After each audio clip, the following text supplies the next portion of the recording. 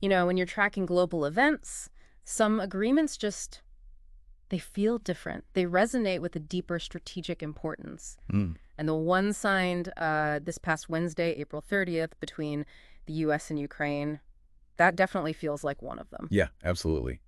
It seems to be charting a course that goes, well, quite a bit beyond just immediate aid. Exactly. It feels like it's looking much further down the road. And that's precisely the point, isn't it? What's really fascinating here, especially I think for anyone following these long-term geopolitical shifts, is the potential for a fundamental economic realignment. Right. Something that moves beyond just, supporting Ukraine's immediate defense needs. Absolutely. And it's that long-term vision that makes this so compelling, I think. So for this deep dive, we're really going to zero in on this U.S.-Ukraine Minerals and Energy Reserves Agreement. Okay. Our mission today, and this is especially for those of you preparing for your UPSC exams, this kind of current event analysis is absolutely crucial for mains, potentially prelims too, is to really unpack the core mechanics of this deal. Understand its potential ripple effects for both countries, and just grasp its importance in the current global power play. Yeah, sounds good. And we should mention, our primary lens for this analysis is the really insightful reporting we've seen from the Indian Express. Right. And it's vital to set the stage a bit. The Indian Express piece really underscores that this agreement, well, it wasn't just a sudden development. Yeah. It's actually the result of months of pretty focused discussions. Right. Building on everything that's come before. Exactly. Building on the substantial financial assistance the U.S. has already provided since the full-scale invasion began. Yeah. And the key framework they've established here is this U.S.-Ukraine Reconstruction Investment Fund. Okay, the investment fund. Let's unpack that fund structure a little bit. What makes it stand out from, say, more conventional aid mechanisms? Well, the architecture itself kind of signals a departure, doesn't it? It's structured specifically as a 50-50 partnership. 50-50, okay. An equal partnership, I think Ukraine's economy minister, Yulia Sviridenko, called it. And crucially, this means joint management. Joint management Yeah. between the U.S. and Ukraine. Yes. With neither side holding like a decisive vote. Project selection, too, will be a collaborative thing. Interesting. So definitely not your typical donor-recipient kind of setup. Not at all. This shared decision-making power, it's a pretty significant indicator of mutual ownership, wouldn't you agree? Absolutely. So no unilateral decisions happening there. Okay. And what about any profits? If this fund actually generates profits, what's the plan? Now here's where it gets really interesting, especially if you think about long-term sustainability. Right. The agreement mandates that all profits the fund generates, they get reinvested directly back into Ukraine. All of them? All of them. Yeah. For the first decade. Wow, 10 years. Yeah, this extended reinvestment horizon, it really signals a commitment that goes, well, way beyond just immediate relief efforts. It seems aimed at fostering a self-sustaining recovery. Like planting seeds for the future, kind of. Exactly. For the next decade, basically all the fruits from this partnership gets plowed right back into the orchard. Right, a direct boost to the country's future. Now, obviously, a fundamental thing for any nation is control over its own resources. How does this agreement handle Ukraine's sovereign rights in that area? Yeah, that's critical. And the agreement is apparently quite explicit on this point. Ukraine retains full control. Full control. Over its subsoil, its infrastructure, its natural resources, Yeah. all operating within its own legal framework. Yeah. They have the sovereign right to decide which resources get extracted and from where. So, while the U.S. is a partner. Ukraine isn't just handing over the keys. Precisely. They maintain that sovereign right to decide what comes out of the ground. It reinforces their national control. And it sounds like some of Ukraine's key national companies, the big enterprises, are also protected under this. Exactly right. The Indian Express piece specifically highlights that major national players like Ukrafta, that's oil and gas, and Energoatom, the nuclear power giant, they will remain firmly under Ukrainian control, which, must provide some crucial reassurance to Ukraine about its strategic national assets. Definitely. Now, the agreement's title mentions minerals and energy reserves. Does the scope go beyond just currently operational sites? Does it look at future potential too? It definitely looks to the future, yeah. The agreement covers new oil and gas projects and also the infrastructure needed to support them. Ah, okay. But it's important to note, and the Indian Express clarifies this applies to new licenses. Only new ones. Yes, new licenses issued under this agreement. Right. Revenue from existing projects, that's not part of this 50-50 split. Okay. However, 50% of the revenue that is generated from these new ventures that will be channeled back into this investment fund. So it's kind of incentivizing new development, but making sure the benefit is shared through the fund. That seems to be the idea, fostering future development while ensuring that shared benefit. Okay, so it's not just about what's already there, but also about building our future capacity. What about the financial side for Ukraine? Does this deal create any future debt for them owed to the U.S.? This is a really critical point to understand, especially given, past discussions around international aid and debt traps and so on. The agreement explicitly states no debt obligation for Ukraine to the U.S. is created by this. None at all. None. Which directly addresses concerns that have been raised, including those by figures like Trump regarding aid potentially turning into unsustainable debt. The Indian Express even mentions his past comments about the scale of U.S. assistance.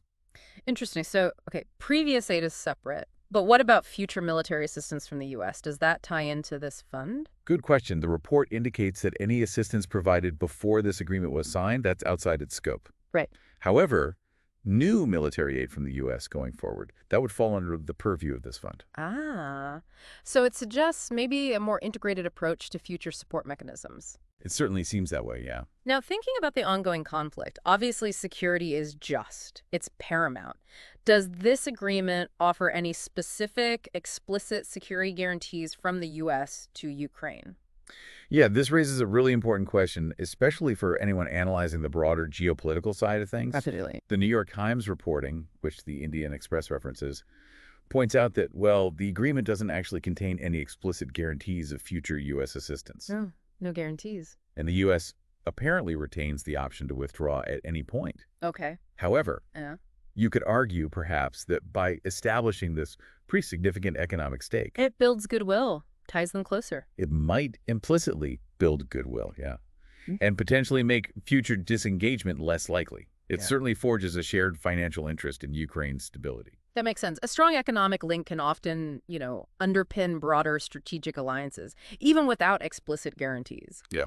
And the U.S. Treasury Department's statement around this deal, it also seemed to convey a pretty firm stance against Russia's actions, didn't it? It did, yes. The Treasury Department's language was quite strong, explicitly referring to Russia's full-scale invasion. Right. And Secretary Bessent stated that any entity that supported the Russian war machine, as they put it, would be barred from benefiting from Ukraine's reconstruction efforts under this agreement. That's a clear line. It's a notable stance, especially, when you contrast it with some past statements or proposed resolutions, like the one mentioned in the Indian Express, where Trump apparently suggested Ukraine cede Crimea. Effectively accepting Russia's territorial gains there. Exactly. So this agreement seems to signal something different on that front. A clear signal regarding accountability for the conflict, then. Okay, let's shift gears slightly and really delve into the minerals aspect. What kind of natural wealth are we actually talking about in Ukraine that makes this so strategically important? Well, Ukraine possesses really substantial deposits of two key categories: rare earth elements and critical minerals. Okay.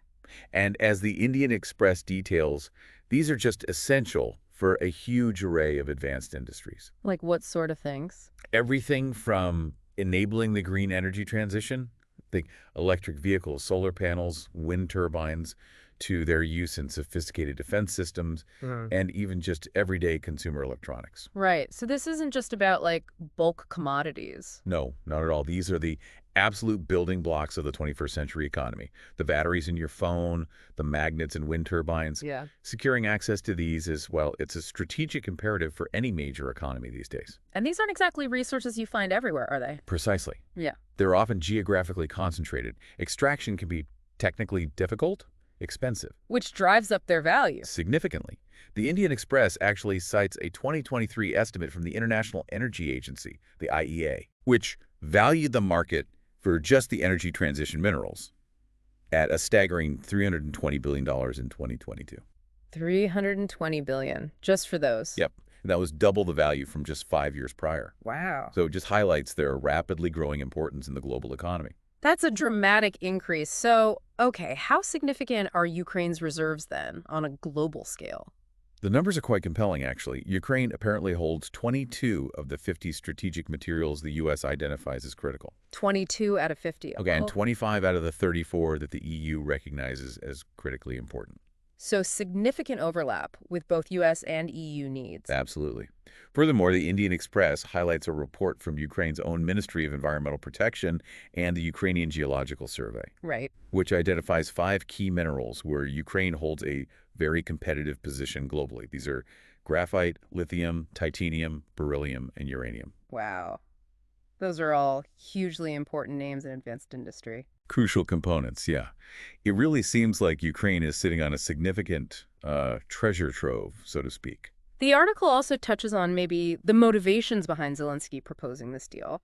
What's the thinking there from Ukraine's perspective? Well, the Indian Express, referencing some NYT reporting, suggests that Zelensky likely put this proposal forward with a pretty clear strategic objective, Which is to give the U.S. a direct financial stake in Ukraine's future. Okay, skin in the game. Exactly.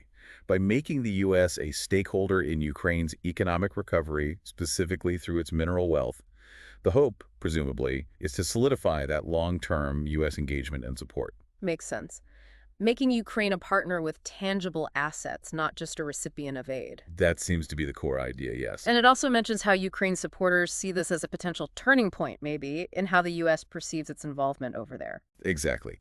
The prevailing view among Ukraine's allies, as reported, is that this agreement could really help shift the U.S. perspective.